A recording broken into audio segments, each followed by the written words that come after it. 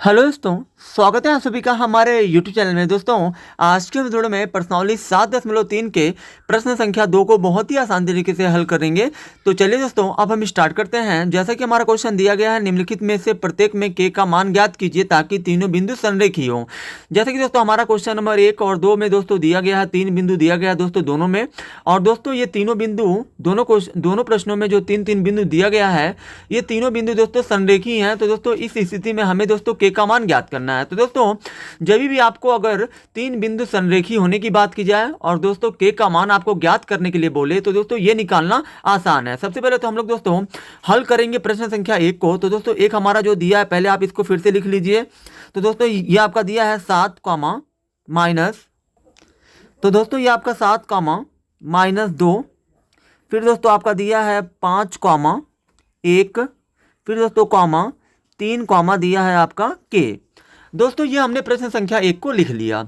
अब दोस्तों सिंपली से आपको दोस्तों क्या करना है, आपको दोस्तों x1 निकालना है, फिर दोस्तों आपको x2 निकालना है, फिर दोस्तों आपका x3 निकालना है, फिर दोस्तों आपको y1 निकालना है, y2 निकालना है और y3 निकालना है। ठीक है दोस्तों, x1 x2 x3 y1 y2 y3 ये दोस्तों कैसे मिलेगा? तो दोस्तों इन तीनों बिंदुओं की सहायता से हमें ये सब मिलेगा। तो दोस्तों x1 आपका क्या हो जाएगा, पहले बिंदु का पहला बिंदु आपका है 7 कमा माइनस 2 है। तो दोस्तों पहले बिंदु का जो पहला पद होता है वो आपका x1 होता है, 7 हो गया। x1 के बाद दोस्तों हमेशा y1 होता है, माइनस हो जाएगा 2। फिर दोस्तों दूसरे बिंदु का पहला संख्या ये आपका x2 हो जाएगा 5, और दोस्तों x2 के बाद y2 होता है 1। फिर दोस्तों तीसरे बिंदु का जो पहला संख्या ये आपका हो जाएगा x3, और दोस्तों x3 के बाद होता है आपका y3 का मान हो जाएगा दोस्तों k। ठीक है दोस्तों, उसके बाद दोस्तों यहाँ पे देखिए, यहाँ पे दोस्तों कभी भी दोस्तों अगर तीन बिंदु संरेखी है और दोस्तों आपको जो k का मान पूछे, तो दोस्तों इसके लिए आपको दोस्तों एक सूत्र लिखना है।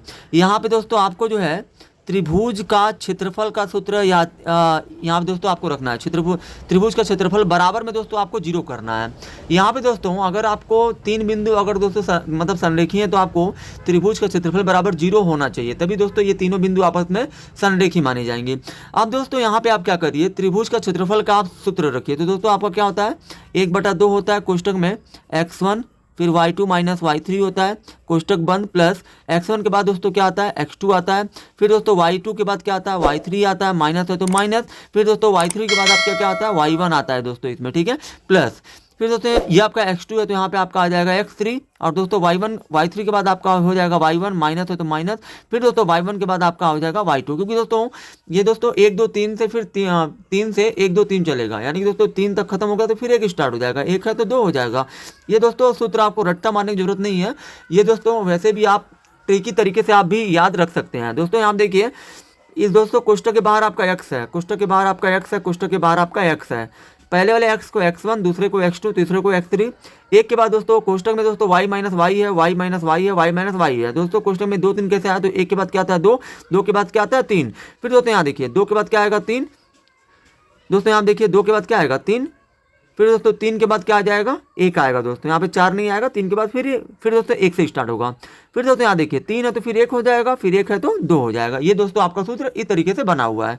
अब दोस्तों यहाँ पे 1/2 है तो 1/2 रखिए। फिर दोस्तों कोष्टक में x1 का मान दोस्तों कितना है, 7 है तो 7 रखिए। y2 का मान दोस्तों कितना है, 1 है तो 1, माइनस y3 का मान दोस्तों यहाँ पे k है तो k रखिए। फिर दोस्तों प्लस x2 का मान दोस्तों यहाँ पे कितना है आपका, x2 का मान दोस्तों 5 है तो 5 रखिए। फिर दोस्तों आपका y3 का मान आपका कितना दिया है, k दिया है तो k रखिए, माइनस y1 का मान दोस्तों आपका कितना दिया है, y1 का मान दोस्तों यहाँ देखिए y3 का मान k हमने रख दिया है, माइनस यहाँ पे दोस्तों ये सूत्र का माइनस है। और दोस्तों ये जो ये हम लोग y1 का मान रखेंगे, वो भी दोस्तों y1 का मान माइनस में 2 है, तो दोस्तों ये माइनस और ये माइनस मिला के आप यहाँ पे प्लस लिख दीजिए। y1 का मान आप ये 2 रख दीजिए। फिर प्लस दोस्तों x3 का मान कितना है आपका 3 है। फिर दोस्तों y1 का मान आपका कितना है, y1 का मान दोस्तों माइनस 2 है, माइनस y2 का मान दोस्तों आपका 1 है। अब दोस्तों कोष्टक बंद बराबर 0। अब दोस्तों यहाँ क्या करिए, ये आपका 1/2 हो गया। कोष्टक में 1 में से दोस्तों k नहीं घटेगा, तो 7 का गुणा आप अंदर दोस्तों कोष्टक में करके कोष्टक को हटा लीजिए, क्योंकि दोस्तों कोष्टक में जब कुछ नहीं हल होता है तो कोष्टक के बाहर जो भी होता है उसका गुणा हम लोग कोष्टक के अंदर करते हैं। 7 का गुणा 1 में 7 हो जाएगा, माइनस 7 का गुणा k में 7 के हो जाएगा, प्लस 5 का गुणा k में हो जाएगा ये आपका 5 के। फिर दोस्तों प्लस प्लस हो जाएगा, प्लस 5 दूना हो जाएगा 10, फिर प्लस 3 है दोस्तों 3 हो जाएगा। फिर दोस्तों यहाँ देखिए 3 है तो 3। फिर दोस्तों ये कोष्टक में अभी आप ये रहने दीजिए -2, और -1 हो जाएगा आपका -3। अब दोस्तों बराबर में जीरो है तो जीरो दोस्तों आपको लिखते जाना है। अब दोस्तों यहाँ पे देखिए ये आपका 1/2 हो गया, 7 माइनस 7 के प्लस 5 के प्लस 10 प्लस गुड़े माइनस, यहाँ दोस्तों कुछ नहीं तो गुड़ा है, प्लस गुड़े माइनस हो जाएगा माइनस, 3 तरीका हो जाएगा 9। अब दोस्तों यहाँ देखिए बराबर में जीरो है तो जीरो रखिए, फिर दोस्तों 1/2 है तो 1/2 बराबर में। दोस्तों ये 7 आपका संख्या में है, ये आपका प्लस में, और कोई दोस्तों प्लस में है तो प्लस 7 है प्लस 10 है 17 हो जाएगा, 7 और 10 17। और दोस्तों 17 में से ये माइनस कर दीजिए 9, तो दोस्तों ये आपका 17 में से दोस्तों 9 जाएगा तो ये आपका आ जाएगा 8। फिर दोस्तों माइनस 2 7 के है प्लस 5 के है, दोनों में से दोस्तों 7 बड़ा है तो 7 का ही चिन्ह लेंगे माइनस, 7 में से 5 गया दोस्तों ये आपका आ जाएगा 2, 7 में से 5 जाएगा 2 और बराबर में जीरो।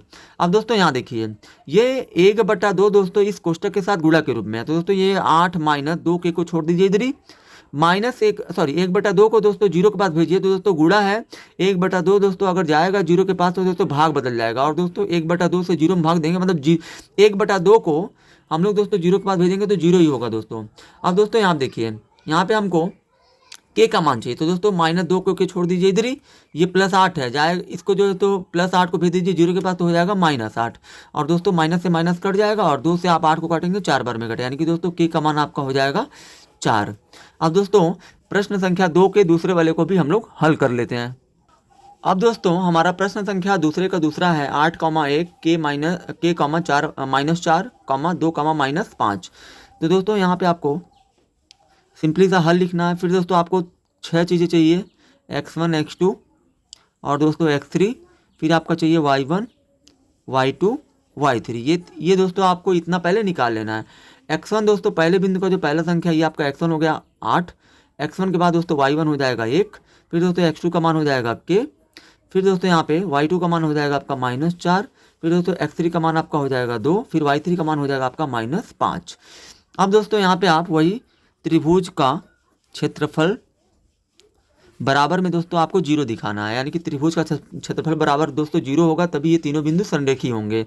दोस्तों जब भी संरेखी हो और के पी या किसी का मान पूछे तो आपको त्रिभुज का क्षेत्रफल बराबर करके जीरो कर देना है। अब दोस्तों त्रिभुज का क्षेत्रफल आप लिखिए 1/2 होता है कोष्टक में x1 y2 माइनस y3, फिर दोस्तों प्लस x2 आपका होगा, फिर दोस्तों y3 माइनस y1 होगा, फिर प्लस दोस्तों x2 के बाद क्या आता है x3 दोस्तों हो गया, y3 के बाद दोस्तों क्या आएगा y1 माइनस y1 के बाद दोस्तों क्या आता है y2, और दोस्तों कोष्टक बंद बराबर जीरो कर दीजिए। अब दोस्तों इन सभी मानों को हम लोग इसमें अब रखेंगे जो ये हमको मिला है, ठीक है दोस्तों। यहाँ पे 1/2 दोस्तों यहाँ पे आप चाहते हैं तो 1/2 को ये दोस्तों गुणा के रूप में 1/2 को आप जीरो के पास भेज सकते हैं, तो दोस्तों 1/2 जीरो के पास जाएगा तो जीरो हो जाएगा। तो दोस्तों यहाँ देखिए x1 का मान दोस्तों कितना है आपका 8 है, तो यहाँ पे दोस्तों 8 रखिए।